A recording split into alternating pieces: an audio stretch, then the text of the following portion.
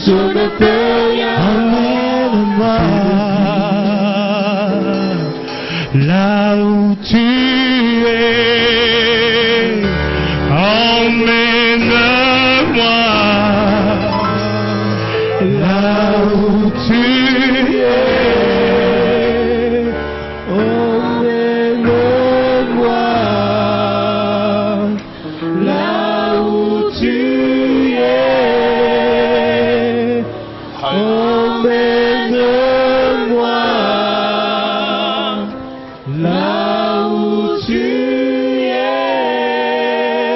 Ah, il y a ces cantiques de ma sœur Laure Mbongo qui montent dans mon cœur. Nyonso, oyo ngai nazali na yango. Ezali se nkombo na yo. Ata pasi ata liwa. Ah, si quelqu'un les chante avec moi comme une confession. Je ne sais pas quelle situation tu passes, mais la Bible déclare le nom de l'Éternel est une tour forte. Les justes sur réfugiés se trouvent en sécurité. Les psalmistes disent ceux-ci s'appuient sur leurs chars, ceux-là s'appuient sur leurs chevaux. Ils plient et même ils tombent. Mais nous nous tenons frères.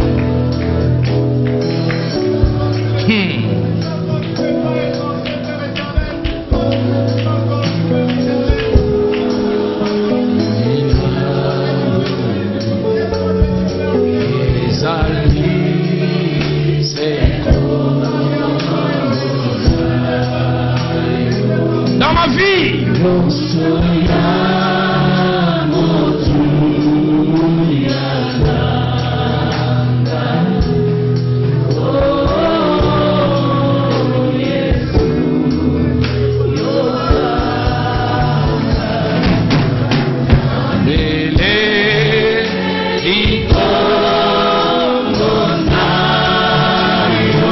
je n'ai personne d'autre.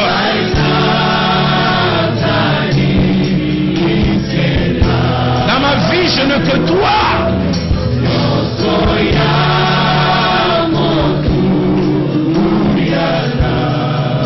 Alléluia. Y a-t-il quelqu'un qui veut dire avec moi Atapasi Ataliwa?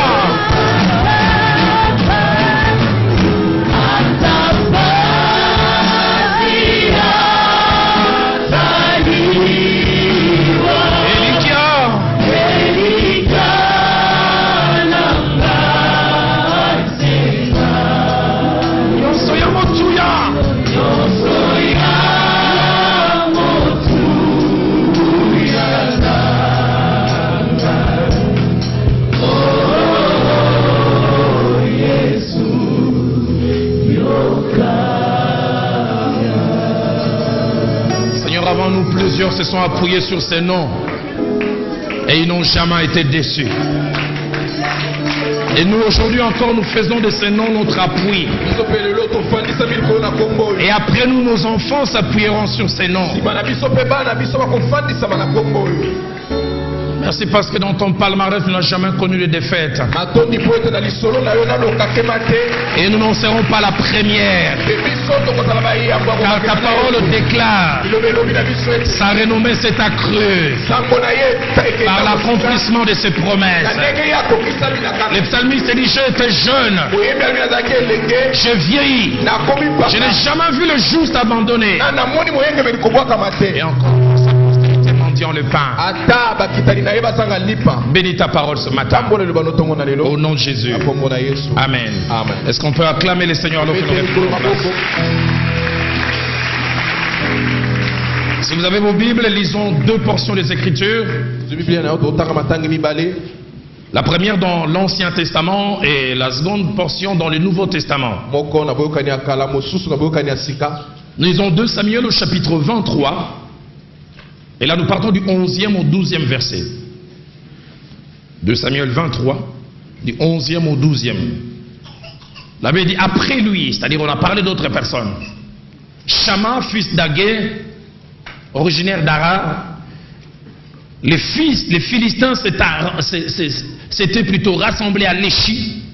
Il y avait là une pièce de terre remplie de lentilles. Dites avec moi, terre remplie de lentilles.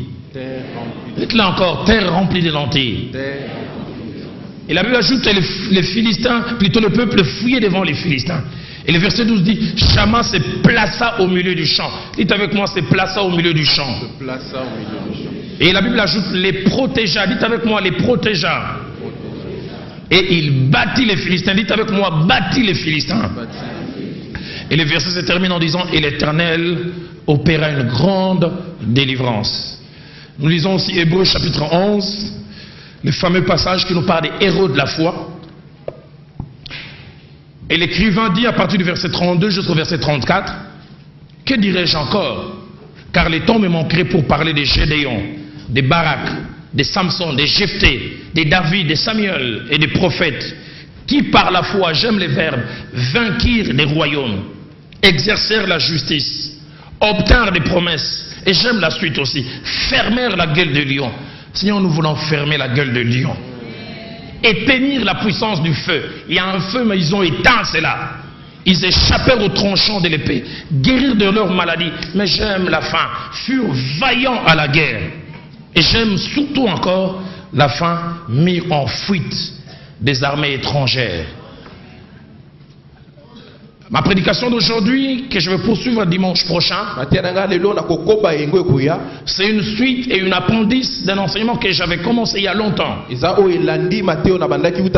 j'ai enseigné en 5 séances. Les combats spirituels, une réalité. Et ce matin, Dieu m'a mis à cœur d'avoir comme thème des choses à protéger et pour lesquelles il faut se battre. Des choses à protéger et pour lesquelles il faut se battre. Combien de fois sur les chemins de la vie, nous perdons des choses que Dieu a mises à notre disposition. Une paix, une quiétude, une situation, une position. Une bénédiction spirituelle, matérielle, une notoriété, une élévation, et que nous perdons parce que nous n'avons pas su protéger cela, parce que nous n'avons pas su nous battre. Ce texte nous parle d'un récit. David a un groupe de gens qui sont tout autour de lui. Ils ont un quartier général à un endroit appelé Skillag, et pas très loin ils ont une portion à un endroit appelé Léchi. Et à Léchi, ils font quelque chose de particulier. Ils font de l'agriculture. Et ils plantent quelque chose de particulier et ils le font à dessein. Ils plantent des lentilles. Et une nourriture qu'il n'y avait pas ailleurs si ce n'est chez les enfants d'Israël. J'en parlerai dans les développements. J'en parlerai dans les développements. Il fallait 12 mois pour planter puis finalement recueillir à maturité. Et Israël avait retourné la terre. Israël avait sémé. Israël est venu chaque jour pour arroser. 1 mois, 2 mois. 11e mois passé. Et le contexte montre que c'était le début du 12e mois. Et c'est à ce moment-là que l'ennemi se présente. Il vient pour arracher ce pourquoi Israël a souffert. Ce pourquoi David ainsi que ses gens ont transpiré. Mais j'aime quand ils ont attaqué cet endroit. La Bible dit alors que tout le peuple fouillait. La Bible dit Shama se plaça au milieu du champ. Il protégea la pièce des lentilles. Il voulait dire c'est pourquoi je souffert, personne ne va me l'arracher. Je suis venu déclarer la guerre. C'est que Dieu m'a donné, personne n'a le droit de m'arracher. J'ai tellement souffert pour en arriver jusque là. C'est que c'est le produit du sacrifice. Si tu veux l'avoir, il faudra m'abattre. La Bible dit Shama se plaça au milieu du champ, les protégea et il battit les Philistins. J'aime la fin. Bizarre, j'en parlerai à la conclusion. C'est un homme qui a posé des actes. Il a protégé, il s'est battu, mais à la fin la Bible dit l'Éternel opéra une grande délivrance. Les actes d'un homme, mais un Dieu qui se révèle. J'aimerais déjà dire anticipativement, Dieu ne fera pas tout dans notre vie. Il y a des choses que nous devons faire. Il y a des choses que Dieu ne fera jamais à notre place. J'aime pas la foi qu'il y a dans mon pays. Une foi exagérée. Les Congolais, nous avons une foi inactive. On a des gens, des fois, quelquefois, disent Seigneur, aujourd'hui, moi, je ne vais pas balayer la parcelle que les anges descendent.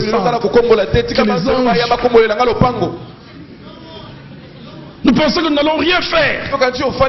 Qu'un jour on va annoncer à la radio développement et qui est en Chili. Beaucoup de développement. Et vous les voyez sur l'avenue Lumumba. Waouh, ton dimagité. Développement et vous vous embrassez. Et vraiment.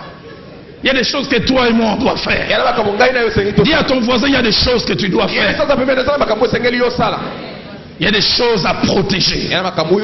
Il y a des choses pour lesquelles on doit se battre. Combien quelquefois Dieu regrette. Je les lui ai donné. Mais comment il a pu gâcher cela?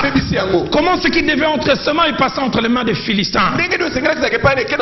Protéger, qu'est-ce donc? Protéger, c'est mettre quelqu'un ou quelque chose à l'abri de la nuisance, à l'abri des attaques et des atteintes. C'est mettre quelque chose à l'abri d'une menace ou d'un danger que l'on voit, qui soit déjà là ou est en train de venir. Il y a des choses que nous devons protéger. Il y a des mariages à protéger. Il y a des réputations à protéger. Il y a des ministères à protéger. Il y a des positions au travail à protéger. J'ai souffert pour devenir ce directeur. J'ai souffert pour devenir ce conseiller que je suis devenu. Tu ne viendras pas me l'arracher comme ça. J'ai souffert pour avoir les noms que j'ai. J'ai souffert pour avoir la réputation que j'ai. Tu ne dois pas me l'arracher. Il y a des choses à protéger. Si quelqu'un est d'accord avec moi, qui dise Amen. Mais protéger, c'est aussi garantir la défense de quelqu'un ou de quelque chose contre la maltraitance. Mais au-delà de protéger, nous devons nous battre. Se battre, ce n'est pas caresser, c'est donner des coups. Quelquefois, nous arrive d'avoir pitié des ennemis qui n'ont pas pitié de nous. Quelquefois, nous avons pitié. Nous en parlerons dimanche prochain, quand nous verrons les prières d'imprécation que David a fait quelquefois. Quand il dit que ceux qui me combattent, quand plein jour les ténèbres les frappent, il y a des moments où la Bible dit bénissez ceux qui vous maudissent. Mais il y a des moments où ils vous maudissent, vous les maudissez aussi en retour. Ils n'ont pas pitié de vous. Vous dormez la nuit. À 3 heures, ils sont sous un gros baobab Ngidinga. En pleine réunion. Makambuda on est bongate. Dossier on a bagné ko signer lobby. Et mutuwa na yate. Ozo kanga ba dossier na ngai zongela ye. Ils sont contents quand toi tu pleures. Ils sont contents quand un fiancé s'avance. L'espérance est suscitée dans ton cœur. Et puis après quelques temps, il se retire. J'aimerais dire aujourd'hui, trop, c'est trop. Il y a des choses pour lesquelles on doit se battre. Tu as longtemps entendu la grossesse. Et puis elle vient. 1 mois, 2 mois, 4 mois. Au 6e mois, ça s'en va. Et tu pleures. Et tu vis la prochaine encore sans assurance. Tu vis la prochaine grossesse encore sans assurance. Je suis venu dire trop, c'est trop. Il y a des choses à protéger. Il y a des choses pour lesquelles il faut se battre. Et se battre, c'est livrer combat. Et livrer combat, c'est quelquefois donner des coups. Deuxièmement, la définition que je trouvais, c'est battre. C'est s'agresser mutuellement en donnant des coups. Nous avons trop joué à la défensive. Les stratèges en sport disent quelquefois la meilleure défense, c'est l'attaque. Je suis venu déclarer ce soir, yo Lukakangai, kakebete la yo na midi.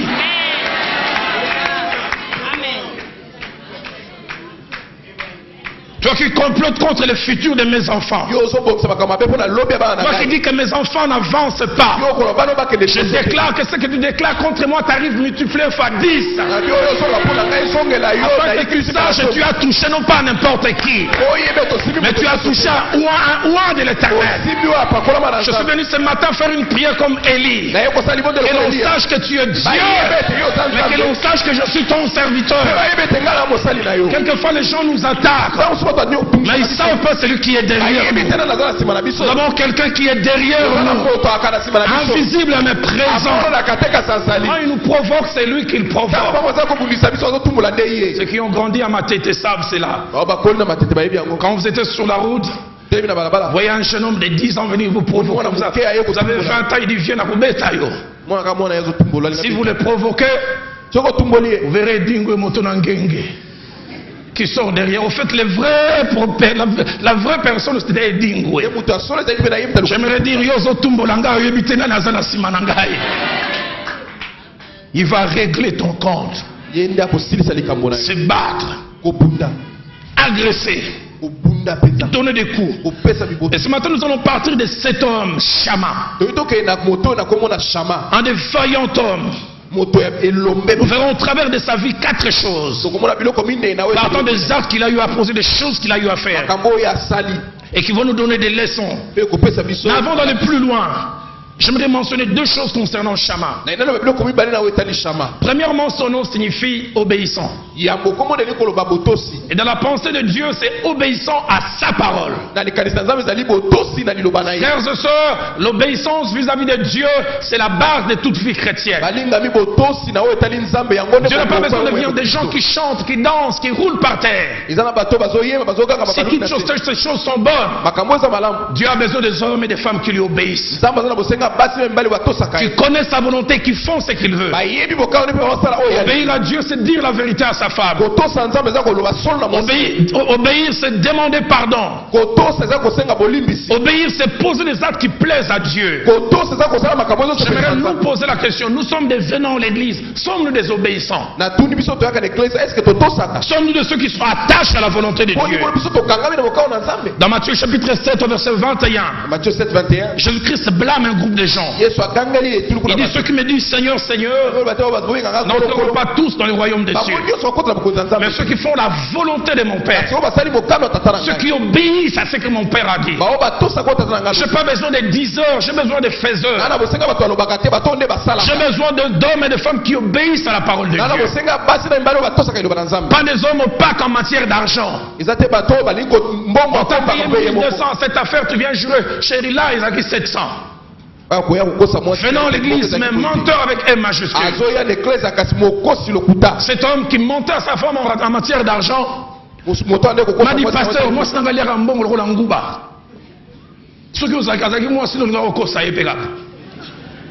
Et lui-même il a commencé à se justifier. Il dit quelquefois quand je mens c'est pour me protéger et la protéger. Il dit un jour je venais de faire une affaire, on m'a payé $250. J'ai dit elle c'est une consommatrice rapide. Au lieu de 250 je lui ai donné 150. Et mon épouse a toujours l'habitude quand on nous a donné l'argent comme ça on prie ensemble. La main dans la main, pasteur Ken, lève-toi. Il dit alors son épouse prie, Seigneur, merci pour les 150 que tu nous as donnés. Je dis, moi je dis dans mon cœur, Seigneur, Seigneur, 250, Seigneur.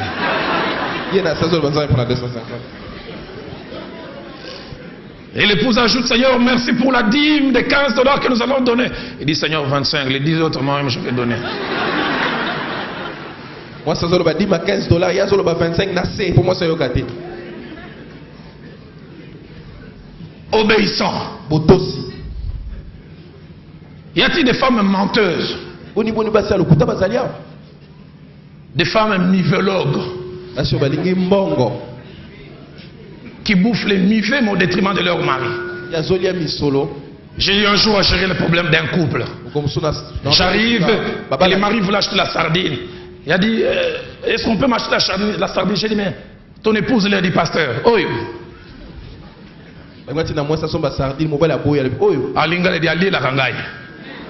y a-t-il des femmes mivologues de la doctrine de Mivé? Il dit, ma femme, la sardine là, même quand il te dira 700, tu vas vérifier, c'est 500. Les 200 là dans sa poche. Et il m'a relaté une histoire qui m'a attristé. Et j'ai aimé une phrase qu'il a dit, il est dans tout le cas, le mensonge est mauvais. Dans tout le cas, le mensonge est mauvais. Mais il est encore pire quand il est dans la bouche d'une femme. Et pire encore dans la bouche d'une belle femme. Kitoko comme le kuta. Élégante. Mais menteuse avec M majuscule. Y a-t-il des femmes menteuses ici ce matin? En chantant, un mari dit, papa Daloé, Théa, il a un exemple de Coca-Cola, Théa. Cet homme m'a dit un jour, ma femme vient avec 2 tissus wax. Chérie, va déficit en gros. 50-50. Faut que faut après un mois. Donc, chérie, mais tout ce qui vient après, mensonge. Et le mari a dit, je me suis battu. Dans les 30 jours pour trouver les $100. Ah, je n'ai pu avoir que 50. Et je lui ai donné. Et j'ai vu combien me rendait la vie difficile. Chérie, n'a soli. Moi, écoute-moi, les cas de Vince Kamama, on est exact. Faut dans le coup. 35e jour, 45e jour. Le mari d'un jour, il m'a tellement pourri la vie. À son insu, je suis sorti. Je suis allé voir celles à qui on devait l'argent. J'arrive là, je dis, maman, pardonne-nous pour ta dette qu'on n'arrive pas à honorer. La maman regarde, non, vous n'avez pas de dette ici. Non, mon épouse avait pris 2 wax de 50. Non, ton épouse avait pris des wax de 25-25. Attends, je vais aller vérifier, puis la main des cailles. C'est ça. 25-25. Pas 50-50. Chrétienne, mais mivologue. Et puis, miva, on peut dans mon bali. Ou bien, chéri, mais l'on côté la lissime.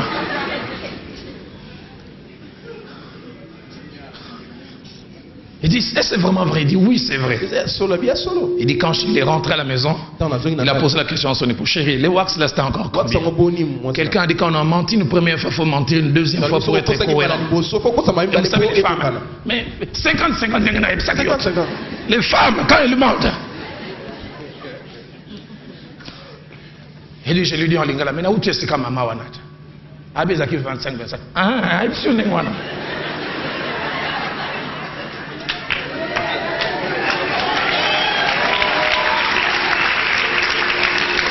La Bible dit ne mentez point les uns aux autres. J'aurais voulu lancer un appel. Y a-t-il une femme qui ne ment jamais à son mari? J'aurais voulu que ceux qui ne mentent va lever la main. Je ne vais pas vous donner la possibilité de mentir encore. Parce que vous lui mentez tellement, si vous ne levez pas la main, il va dire ah c'est qu'elle est bibi.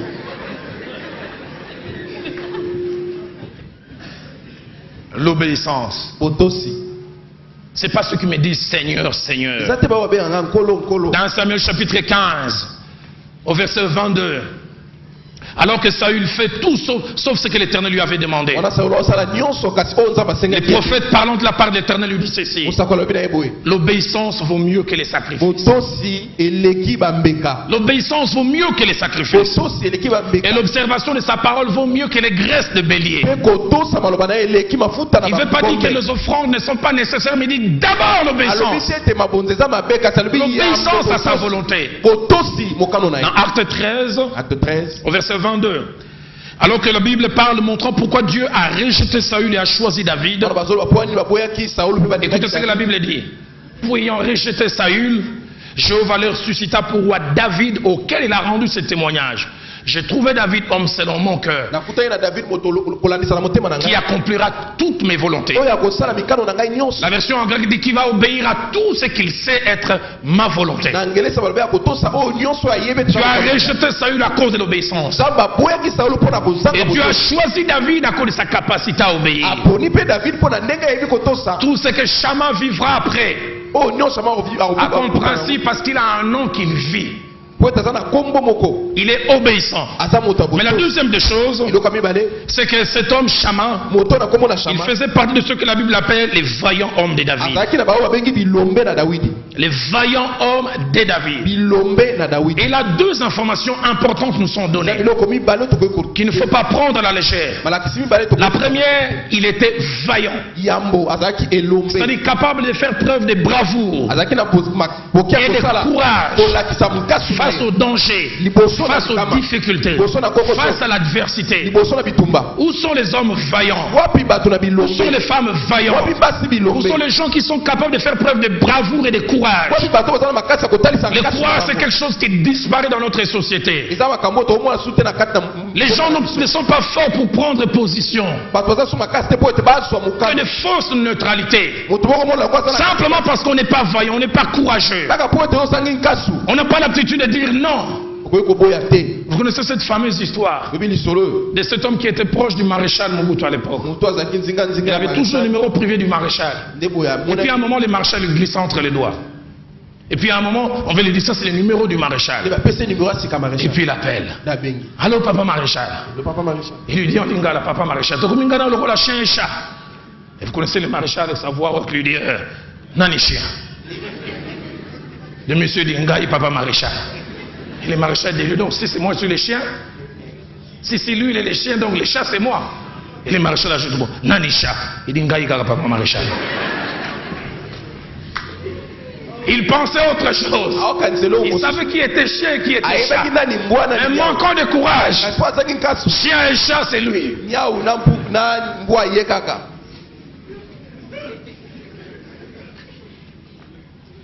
Vaillant homme. Capable de faire preuve du courage. Quand il y avait la conférence nationale en 91-92, la conférence nationale en 90-91, j'ai un oncle qui est décédé. Officiellement, il était, semble-t-il, opposant. Et ce jour-là, Mosengo a fermé toutes les portes. Il a dit tout le monde doit montrer sa position. Mouvance présidentielle ou opposition. Et quand il est passé, vous savez, les gens intelligents, ils savent vous mentir, mais dans l'intelligence. Dis seulement mouvance présidentielle ou opposition. Je suis des courants libéraux, franco, marxisto. Mosengo a arrêté, il dit opposition. Mouvance. Et il a dit mouvance en partant. Mouvance.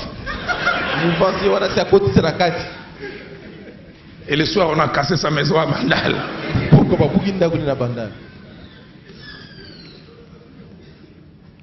Vaillant homme. Comme Jean-Baptiste qui pouvait dire à ces rois-là, cette femme que tu as là n'est pas ta femme. Le courage, une denrée qui disparaît. Mais Shama, c'était un homme vaillant.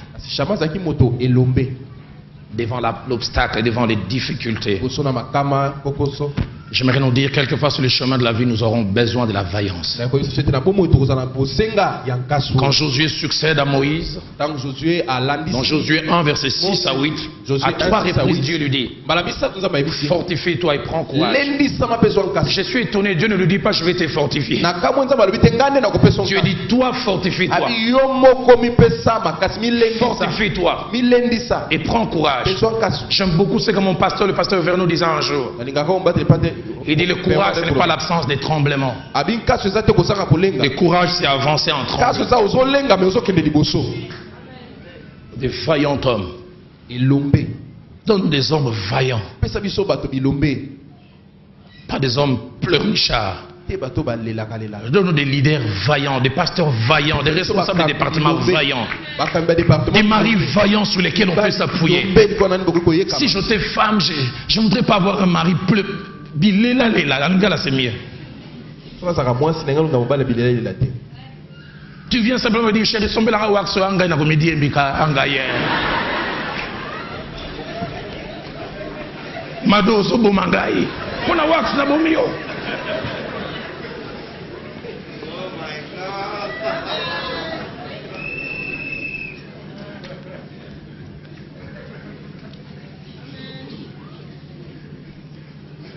De vaillants.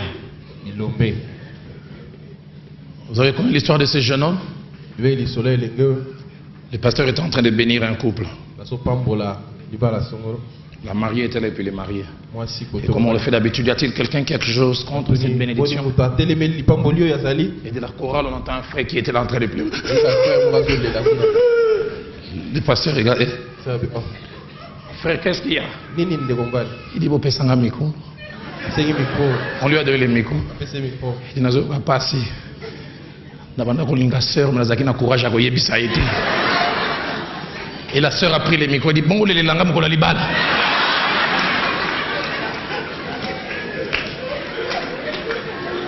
Courage! Courage! J'aime dire aux jeunes frères, demandez la main à une sœur, il faut avoir du courage. Soit dit en passant, il ne faut pas le dire aux absents. Moi-même, 8 fois je suis venu pour demander la main, 8 fois ma mâchoire est tombée en panne. J'arrivais pas à parler. Les derniers jours, je me disais même, j'étais chez elle, j'ai dit, bon, ça va le bino, on a voté les mains.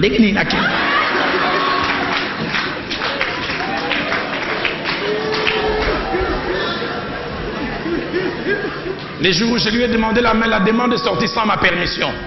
Je n'ai jamais oublié. Le 12 mai 91, à 20h44. Et le plus étonnant, Chadari, c'est qu'à 20h45, elle m'a dit oui. À 20h45, j'ai dit, et c'est que non facile, boy. 1 minute, ça va.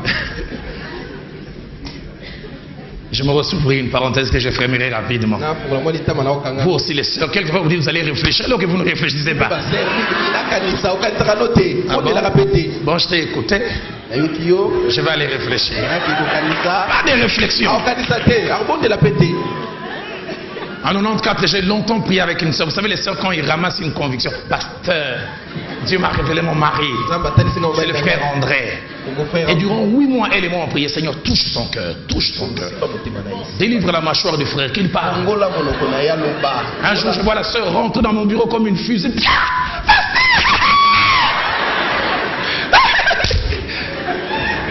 Il a parlé.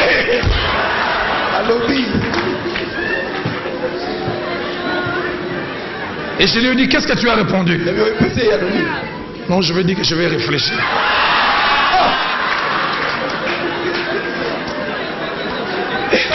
Et je lui ai dit, pourquoi tu vas réfléchir? Et écoutez sa réponse. Parce que si j'ai dit oui, il va croire que je n'attendais que ça. Mais je lui ai dit calmement, mais c'est vrai, tu n'attendais que ça. J'ai dit, sors de mon bureau rapidement, va dire oui. Ah, j'entends un jeune frère dire, Mado, il faut la qualité yo-yo. Achète la cassette pour elle. Soma CD, Soma DVD. Vaillant. Et Lombé. Capable de faire preuve de bravoure. Mais non seulement il était vaillant, mais la Bible les appelle vaillants hommes de David. Ils n'étaient pas vaillants pour eux-mêmes. Ils avaient des aptitudes mais qui mettaient au service de quelqu'un. Ça me permet de dire 2 choses.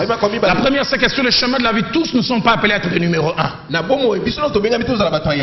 Que des gens qui se font mal à l'entreprise, font mal à quelque chose parce qu'ils sont culbutés numéro 1 alors qu'ils n'en ont pas les aptitudes. Être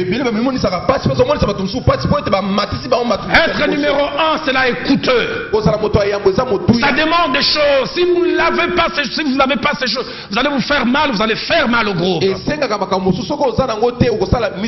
Deuxièmement, il y a des gens qui sont appelés à être sous quelqu'un. Et cela de 2 manières. Soit pour toujours. Il y a des gens qui sont appelés à être des bons seconds. Des bons exécutants. Et malheur à nous si nous faisons d'eux des décideurs. Oh. Matin, on a pasteur dans la haute. La Bible, on a yango. Hein? Matin, on a séminaire à Maïdi. Dans la rhétorique, dans l'eau, 9. Bon, on a élocution. On te donnera la même Bible et tu la places là, au lieu de dire Alléluia, tu diras Ria.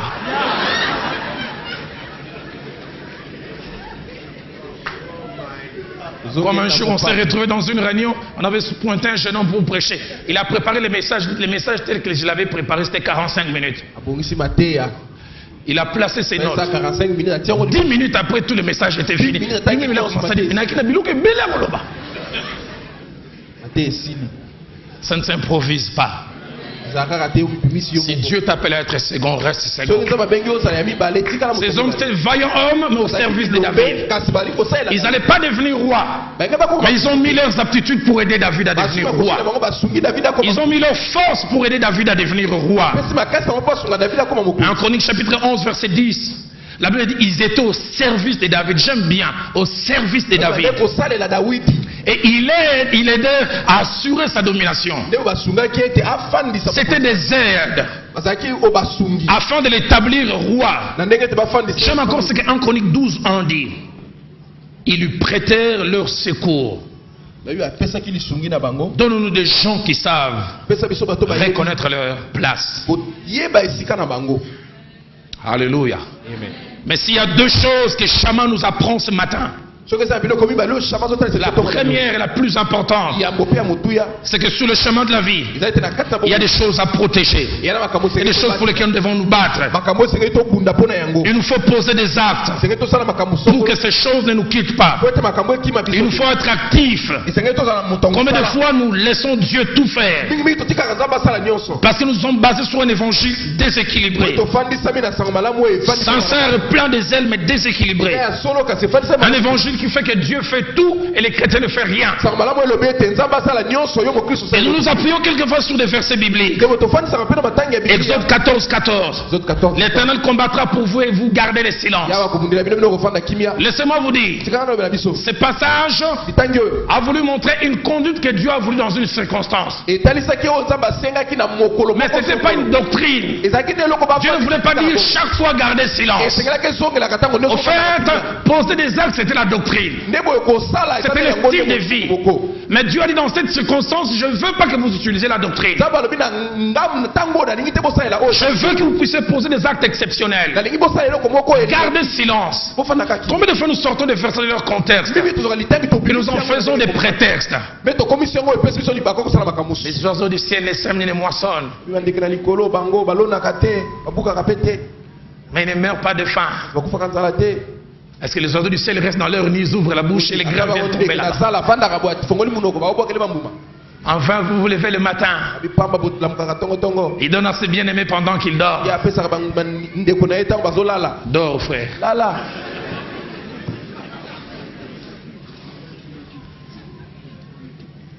2 Chroniques 20, 17. Vous n'aurez point à combattre en cette affaire. Présentez-vous et vous verrez la délivrance que l'Éternel vous accordera. L'un des mots-clés dans la Bible, c'est l'équilibre. La même Bible qui dit gardez silence. Mais dans Genèse 14, verset 14 à 16, il est parlé d'Abraham, le père de la foi. Son frère, l'autre, venait d'être attaqué, fait prisonnier. Il savait que la Bible dit ne bougez pas. Mais la Bible dit dès qu'Abraham eut appris que son frère avait été fait prisonnier, il arma 318 de ses plus braves serviteurs, nés dans sa maison, et il poursuit les rois jusqu'à Dan. Je crois qu'il a prié avant, mais je crois aussi qu'après avoir prié, il s'est levé, il a posé des actes. J'aimerais vous dire, prière plus inactivité égale déception. Mais quand vous priez, vous posez des actes, vous voyez la main de Dieu. Il y a des choses que Dieu ne fera jamais à notre place. Il y a des choses que nous devons faire. Il divisa sa troupe, il était même réfléchi pour les attaquer de nuit. Il choisit même le temps pour attaquer.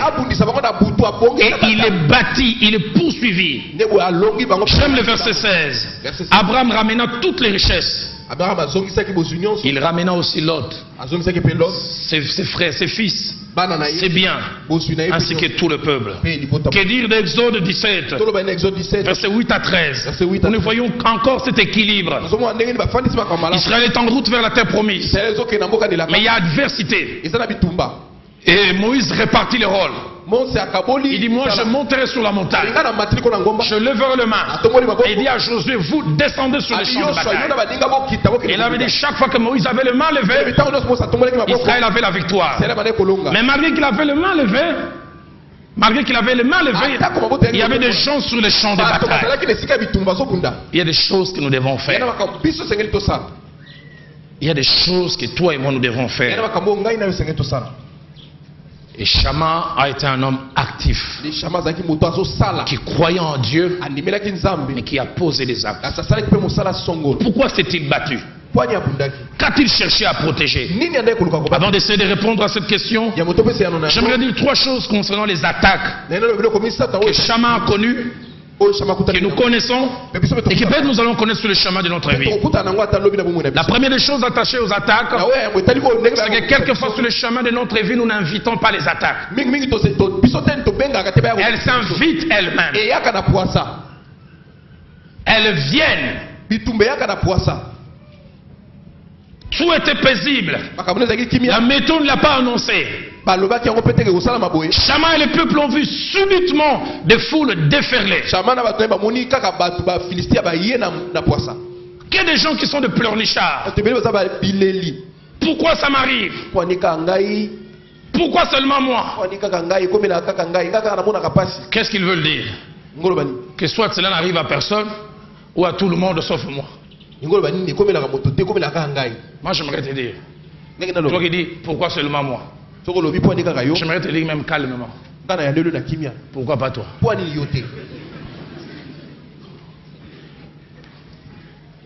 Et les cuneuses ont déterminé Angaï Makila Mabé. Shammah est paisible et il est attaqué. Il y a des attaques pour lesquelles vous ne connaissez pas les raisons, mais ceux qui vous attaquent, ils connaissent la raison. Les Philistins attaquent parce qu'ils connaissent la valeur de ce que Shammah ainsi que les peuples ont entre leurs mains. Chez eux, on ne plantait pas des lentilles. Mais en même temps, eux connaissaient la valeur des lentilles. J'aime quand l'apôtre Pierre dit, dans 1 Pierre chapitre 4, au verset 12, il dit, bien aimé, ne soyez pas surpris comme d'une chose étrange qui vous arrive, de la fournaise qui est au milieu de vous pour vous éprouver. Des fois nous sommes étonnés, pourquoi ces attaques? Si vous ne savez pas, vos ennemis savent et Dieu sait aussi. Deuxième des choses que j'aimerais dire concernant les attaques, l'ampleur et le degré des attaques sont des révélateurs de ce que nous sommes, de la valeur de ce que nous sommes, de la valeur de ce que nous possédons. Il arrive des fois nous avons des lentilles et nous ne connaissons pas la valeur. Mais ceux qui ne les ont pas connaissent la valeur. Et ils mettent les armes qu'il faut pour venir nous attaquer. Quand tu vois une forte adversité, sache que tu es quelqu'un de spécial. Si tu vois une adversité très élevée, une coalition des sorciers, et de la famille et du quartier, prends conscience qu'il y a un grand destin qui sommeille en toi. Quelquefois la révélation de ce que nous sommes est cachée dans la quantité de l'adversité. Cette adversité montre qui tu es. Les moyens qu'on utilise montrent qui tu es. Ils avaient une pièce de lentilles. Dans 1 Samuel 31 verset 3, l'avait dit, l'effort de guerre se porta sur Saül. Parce qu'il savait selon les techniques de la guerre de cette époque. Si vous tuez le roi, le peuple est assujetti. Jésus a dit, on frappera les bergers. Et les brebis du troupeau seront dispersées. Quelquefois, on veut vous attaquer à cause de ce que vous représentez pour les autres. Troisième des choses que je me redis concernant les attaques. Les attaques de nos ennemis sont toujours réfléchis. Ils choisissent les camps et ils ont toujours un but. Bizarre, ils n'ont pas attaqué au moment où ils ont retourné la terre. Ils n'ont pas attaqué au moment où ils ont sémé. Ils n'ont pas non plus attaqué au moment où ils arrosaient. Ils ont choisi le meilleur moment, les 12e mois. Les lentilles, c'est des plantes qui sont sous forme de tiges, qui pouvaient être entre 20 et 72 cm. et qui faisait des sortes de gousses. Plein de protéines, plein de vitamines. On s'en servait pour faire des potages. On s'en servait aussi pour faire du pain. C'est un peu comme quand les Américains vont en Irak, on leur donne de petits biscuits dans lesquels il y a beaucoup de choses pour tenir. Et c'est ce qu'il y avait dans les lentilles. Et David avec les gens qui formaient son armée, comme ils étaient des nomades, et ils avaient besoin d'apport, ils ne pouvaient pas faire beaucoup de choses. Ils ont fait cette plantation qui faisait une année entre le temps de la semaille et la moisson. Et le contexte montre que c'est au début du 12e mois. Ils les ont laissé produire des efforts. Ce qui veut dire, vous souffrez et nous on viendra arracher le produit de votre travail. Ce qui voulait dire en filigrane, travaillez pour nous. Les efforts c'est vous. La souffrance c'est vous. Et nous viendrons, nous allons vous faire peur. Le but de la peur c'est vous arracher ce qui est transfert. Et ce qui vous revient devient le nôtre. Je suis venu déclarer que ce pourquoi je souffre, rien ni personne ne va me l'arracher. L'avait dit, l'homme mangera la sueur de son front. L'ennemi n'attaque jamais n'importe quand. 2 Samuel chapitre 5 verset 17. Il avait dit, les Philistins appris qu'on avait oint David pour roi. Et ils montèrent à sa recherche. Ils n'ont pas attaqué avant. Quand il était monsieur quiconque, on l'a laissé. Dès l'instant où il est oint, c'est le moment qu'ils viennent. Nos ennemis sont réfléchis. Ils veulent nous arracher ce qui est important. Mais je suis venu déclarer, comme nous l'avons fait au début de l'année, Psaume 89, verset 23. Et je l'ai dit en tant que père, en tant que la personne que Dieu a placée au-dessus de vous. L'ennemi ne nous surprendra pas. Et le méchant ne nous opprimera point. L'ennemi ne nous prendra point à défaut. Il nous prendra point par surprise. Dieu nous rendra capable de connaître ses projets. Si quelqu'un est d'accord avec moi qui dise Amen. Qu'est-ce que les lentilles représentent? Ce pourquoi Shama s'est battu. Ce pourquoi Shama est resté. Les lentilles représentent 4 choses. Premièrement, les lentilles représentent les choses pour lesquelles nous a fallu du temps pour les acquérir.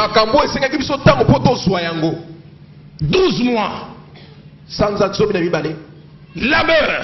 Que des choses pour lesquelles nous a fallu du temps. Nous a fallu du temps pour avoir le nom que nous avons. Nous a fallu du temps pour avoir la réputation que l'on a. Il nous a fallu du temps pour avoir les carnets d'adresse que l'on a. Il nous a fallu du temps pour avoir les entrées que l'on a. Il nous a fallu du temps pour avoir le respect que les gens nous donnent. Il nous a fallu du temps pour que les gens nous considèrent. Et quelqu'un vient subitement et veut salir ma réputation. Je ne te laisserai pas faire.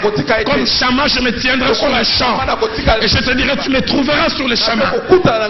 Il y a des choses à protéger. Il y a des choses, quand on touche, je te dis, tu vas trop loin. Des choses pour lesquelles je me suis battu. Deuxièmement, les lentilles représentent les choses qui nous ont coûté pour que nous puissions les avoir. C'est-à-dire nous avons payé un prix. Nous avons acquis cela au prix de grands sacrifices. Notre vie de couple, notre stabilité. J'ai rencontré ce jeune homme à Paris, un petit étudiant boursier.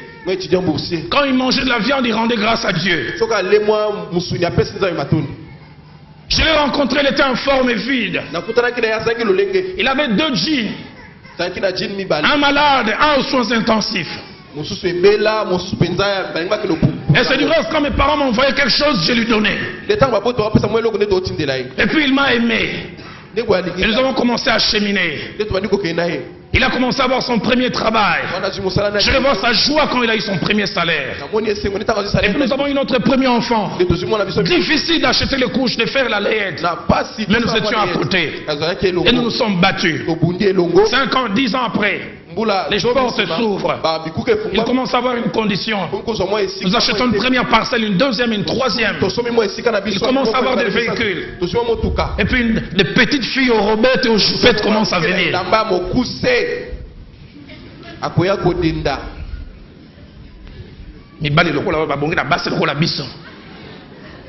Tu sais ce qui m'a coûté pour qu'il devienne ce qu'il est devenu? Non, là je ne prierai pas. Comme Chama, je me tiendrai dans le champ. J'ai dit, tu me rencontreras.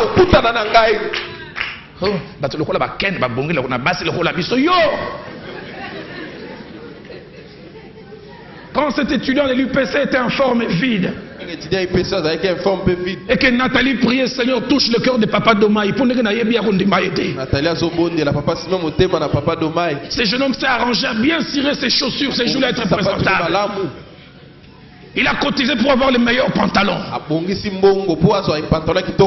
Il est venu entretien avec Papa Domaï en tremblant.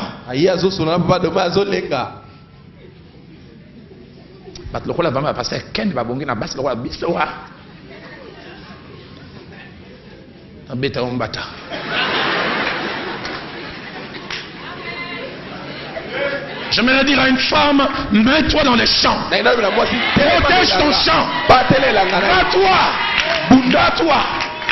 Il y a des choses pour lesquelles ça ne suffit pas de prier. Quand tu as fini de prier, amène cette jeune fille, tika mobile nangai. Bah pasteur mon ayo yebi. Tam tukuta na nangai ba yo zalaka.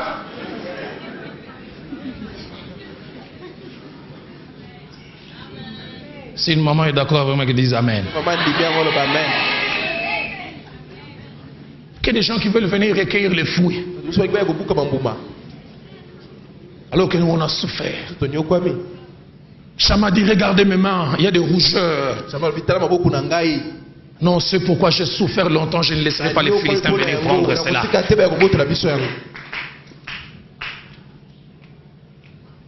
Je me souviens une fois, notre fille a regardé une photo qu'il y avait au salon. Il a demandé à mon épouse, maman, à l'époque, qu'est-ce que tu avais trouvé d'intéressant chez Papa Julio?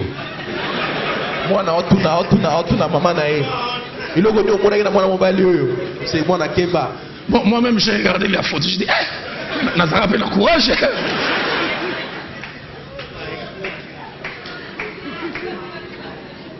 Tika Viviana, c'est belle maman.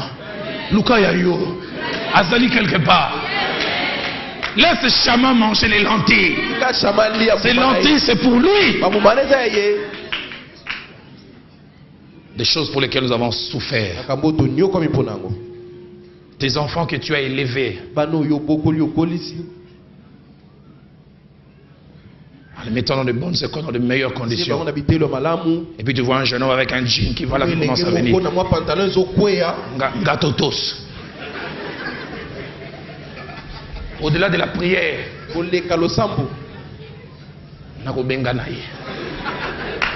je disais à Alain un jour, pété.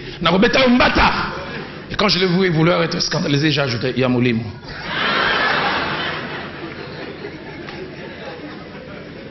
Il y a des lentilles à protéger. Combien de fois nous perdons des choses que nous ne devons pas perdre? Simplement à cause de l'adversité. Simplement parce que nous pensons que Dieu va tout faire. Il y a des choses pour lesquelles nous devons nous battre. Nous battre pour notre famille. Nous battre pour notre couple. Nous battre pour l'avenir de nos enfants. Nous battre pour cette affaire qui monte. J'ai trimé pour avoir cette affaire. Nous avons payé un prix pour que cette affaire parte de zéro pour en arriver là. Et toi tu viens, tu contournes derrière, tu veux nous arracher cela. Je ne te laisserai pas faire. Je ne te laisserai pas faire. J'ai souffert pour avoir ce ministère. J'ai souffert pour avoir cette maison. Et toi tu vas faire des faux documents, tu veux m'arracher. Je ne te laisserai pas faire. Cette maison pour laquelle mon père a souffert au prix de sa vie et des sacrifices. Et toi tu fais quelques faux documents parce que tu as quelques relations. Je me tiendrai comme Chama. Je dirais il faut me déraciner ici. Je ne quitterai pas. Combien de fois nous lâchons facilement? Je vais peut-être choquer certains. Un jour un frère très mal à Texas Africa, ça se passe en 1995. Il me dit, pasteur, je ne sais pas ce que je dois faire. Les amis du boulot ont décidé de gréver demain. En tant que chrétien, je grève ou pas? Je lui dis, il y a des choses statutaires. Quand la loi est pour ça,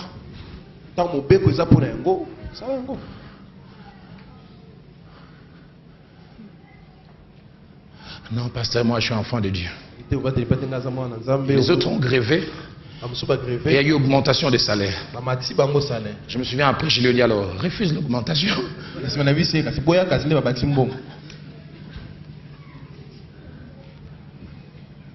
Je crois en la prière. Mais je crois qu'il n'y a pas seulement la prière. Je crois que quelquefois au-delà de la prière, il faut poser des actes. Il y a des terres des lentilles pour lesquelles nous devons nous battre. Troisième des choses que les lentilles représentent. Les lentilles représentent des choses dont l'apport dans notre vie est appelé à être significatif. Dans les lentilles, il y avait des protéines, il y avait des sels minéraux, il y avait un apport en fer inimaginable. Des choses qui, quand ça rentre en vous, ça vous force, ça vous fortifie. Et là, les lentilles peuvent représenter notre travail, notre commerce, nos relations, des choses qui nous aident à aller de l'avant. Seigneur, il ne touchera pas à mes relations. Quelqu'un commence à passer derrière les données, ne lui faites pas confiance. Ne faites pas confiance. Battez-vous pour vos lentilles. Protégez vos lentilles. Quatrième et dernière chose que les lentilles représentent, c'est des choses qui ont en elles notre devenir.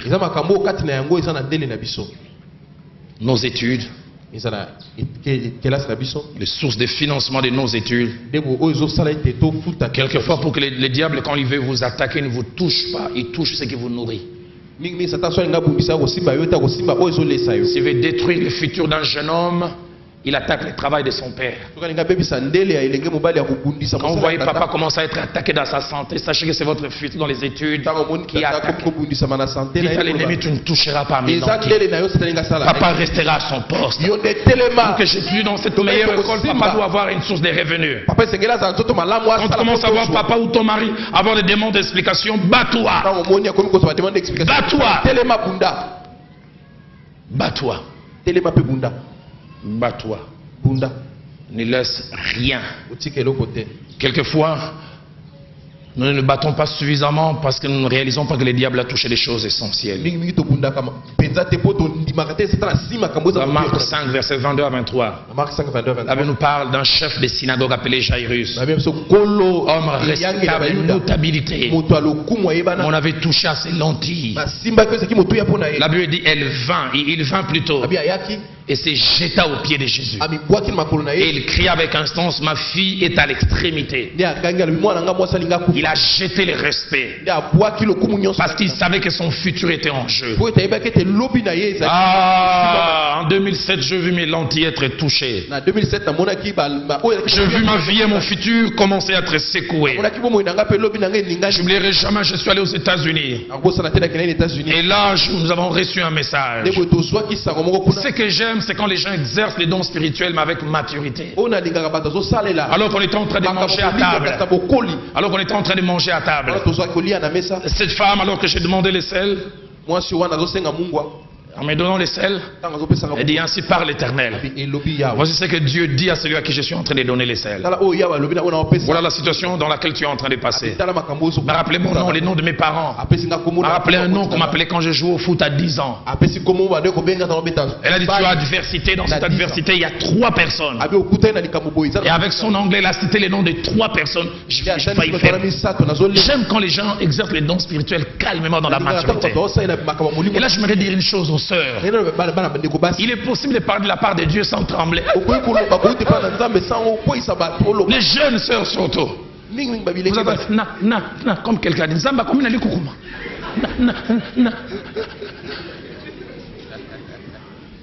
Calmement. Et puis il me dit, voilà ce que Dieu veut faire. Ah, certaines choses, je les écrirai dans quelques années quand je vais écrire mes mémoires. Dieu dit, tu passes par un chemin où beaucoup vont t'abandonner. Je vais même conclure par cela. Compte sur Dieu seul. Mais Dieu te demande une chose. Fais 33 jours. Quitte les lits. Passe la nuit par terre. Si ton épouse veut t'accompagner, c'est bien. Tu mangeras simplement les légumes le soir. Et tu vas boire du jus. Simplement, si tu fais cela, deux choses se passeront. Dieu fera avec toi et les gens qui vont t'accompagner une œuvre qui laissera des traces dans les annales de l'église au Congo. Mais deuxièmement, il te donnera un signe. Quelqu'un te donnera des moyens entre les mains qui permettront à l'église de commencer. Ah, je suis venu, j'ai dit à mon épouse, on va y aller. Dieu merci pour cette épouse qui m'a accompagné. Je peux vous assurer, au 10e jour c'était dur. Je faisais des prières qui ne terminaient pas. Seigneur, je les rends grâce. Mais 33 jours. Les lentilles. Il y a des choses pour lesquelles il faut se battre. Je termine ce matin avec la deuxième chose que je vais juste introduire. Nous allons continuer dimanche prochain. Non seulement qu'il y a des choses pour lesquelles nous devons nous battre, mais retenez bien ceci. Quelquefois sur le chemin de la vie, nous serons seuls. Quelquefois nous aimons trop être entourés. Nous aimons être accompagnés. Aimons avoir des gens tout autour. La Bible dit dans 2 Samuel 23 verset 11, alors que tout le monde fouillait, Shama s'éteint. Les autres fouillent, mais lui se tient. Il est seul. Mon pasteur disait un homme avec Dieu c'est la majorité. Il aurait pu aussi fuir comme les autres, mais il est resté seul. Combien de fois nous voulons être accompagnés? Luc 10 verset 40. Cette soeur vient se plaindre auprès du Seigneur. Regarde, ma soeur m'a laissé seule, elle ne m'aide pas pour servir. On aime trop être accompagné. Mais j'aimerais dire, sans peur d'être contredit, quelquefois sur le chemin de la vie, Dieu provoquera la solitude. Les béquilles vont vous lâcher. Ceux qui vous appuyez ne seront pas disponibles. Vous serez dans les moments les plus difficiles. Dos contre le mur. Vous appellerez tel indisponible. Vous appellerez même les pasteurs. Et il sera indisponible. Quand vous voyez cela, réalisez que Dieu vous devait à vous apprendre une chose. Battez-vous seul. Battez-vous seul. Battez-vous seul. Et Shama est resté seul. J'aime dans Osée chapitre 2 verset 14. Il est dit, c'est pourquoi je vais la tirer et les conduire dans les déserts. Et là je parlerai à son cœur. Genèse 32 verset 24. Quand Dieu a voulu changer la vie de Jacob, Genèse 32, 24, il est dit, Jacob demeura seul et un homme lutta avec lui. Quelquefois nous avons peur de la solitude. Paul le grand apôtre a connu et expérimenté la solitude. Il dit dans 2 Timothée chapitre 4 verset 16 à 17. Dans ma première défense, personne ne m'a assisté. Il dit, tous m'ont abandonné. Mais j'aime ce qu'il dit, que cela ne leur soit pas imputé. Ils m'ont tous abandonné. Mais j'aime ce qu'il dit au verset 17. C'est le Seigneur qui m'a assisté et qui m'a fortifié quand tout le monde m'a lâché. Même le Seigneur, notre Seigneur, a connu la solitude. Matthieu 26 verset 40, verset 56 et verset 58. Écoutez ce que la Bible dit. Jésus vint vers les disciples qu'il trouva endormis et il dit à Pierre, vous n'avez pas pu veiller avec moi une seule heure. Il les avait amenés en disant, mon âme est triste, soyez avec moi. Il y aura des moments où vous serez avec des gens mais qui ne partagent pas votre fardeau. Vous pleurez, eux ne pleurent pas, parce que Dieu veut que vous passiez par ces chemins. Mais écoutez ce que le verset 56 dit. Alors qu'on vient arrêter Jésus, alors tous ses disciples l'abandonnèrent, prirent la fuite. Il y a des moments où Dieu vous laissera seul. Seul. J'aime le verset 58 qui dit, Pierre les suivait mais de loin. Seul. Dans Isaïe 53 verset 3, parlant de Christ, il dit, méprisé, abandonné. Et sous la croix il a senti l'abandon, la solitude. C'est écrit dans Matthieu 27 46. Eli Eli lama sabachthani. Pourquoi m'as-tu abandonné?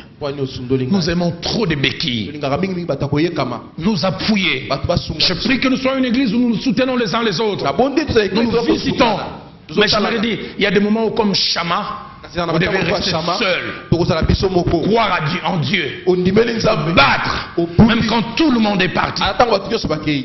Et je termine par ces trois choses. Soulignez bien ces choses. Chaque fois que Dieu laisse que la solitude arrive, il veut atteindre trois objectifs. Le premier, la solitude vous révèle vous-même.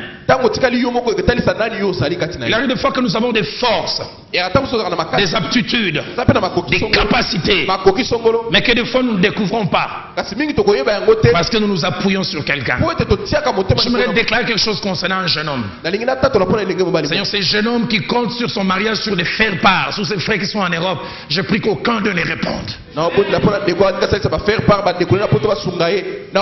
prie que personne ne réponde. Je prie que même l'aide qui est en route rentre.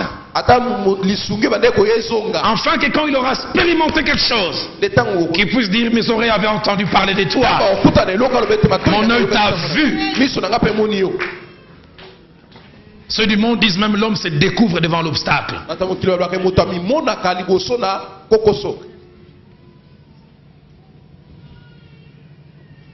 La solitude nous révèle nous-mêmes.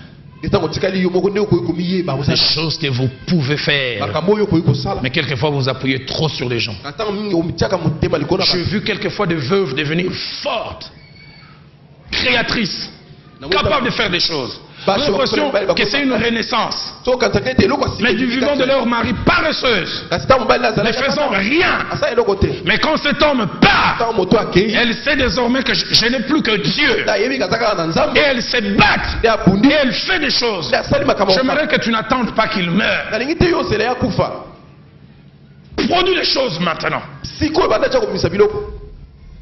Deuxième des choses, la solitude nous révèle Dieu comme jamais avant. Il y a des choses qui sont écrites noir sur blanc, mais qui deviennent réalité, que rien ni personne ne peut vous arracher parce que vous l'avez expérimenté. Il y a des chemins qui ont comme but de vous enrichir. Vous sortez avec la connaissance d'un Dieu non pas écrit, un Dieu espéré. J'ai expérimenté des choses, je suis resté seul, dos contre les murs, et je vis Dieu agir, et ça, rien ni personne ne peut me voler cela. Il y a des choses concernant Dieu auxquelles je crois, non pas parce que c'est écrit, mais parce que je l'ai expérimenté dans la solitude. Dernière des choses, la solitude révèle aux yeux des autres le Dieu qui est caché derrière vous. Dans 2 Samuel 23, verset 12, la Bible dit: c'est Shama qui s'est battu, c'est lui qui a protégé les champs. Bizarre, la fin du verset dit: et l'Éternel opéra une grande délivrance. C'était un homme qui posait des actes, mais à la fin on a vu le Dieu qui était derrière. Dieu m'a dit de déclarer à quelqu'un: les jours qui viennent, dans ton quartier, dans ta famille, au travail, on ne priera plus le Dieu d'Abraham, on ne priera plus le Dieu d'Isaac. Les jeunes gens, fils et garçons, des hommes et des femmes prieront ton Dieu à cause du Dieu qu'ils auront vu agir en toi, le Dieu qui aura changé les choses. J'aimerais nous inviter à nous lever alors que nous acclamons le Seigneur.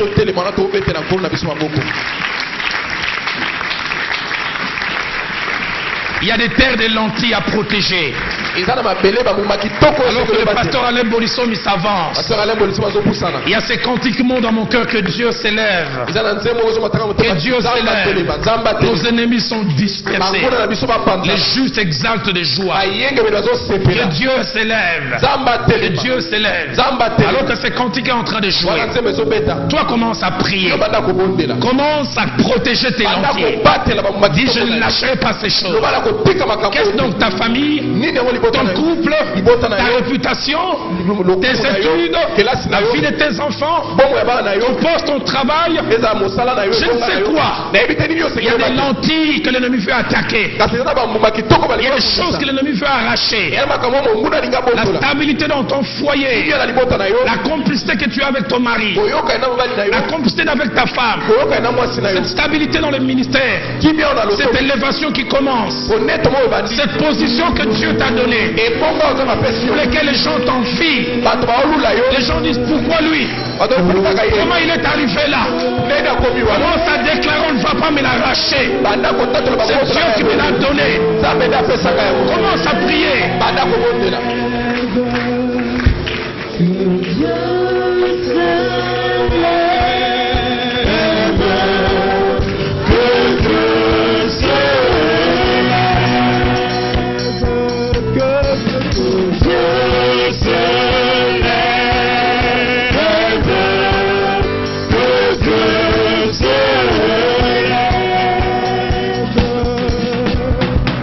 Nos ennemis sont dispersés, les justes exultent de joie, qui se réjouissent avec toi.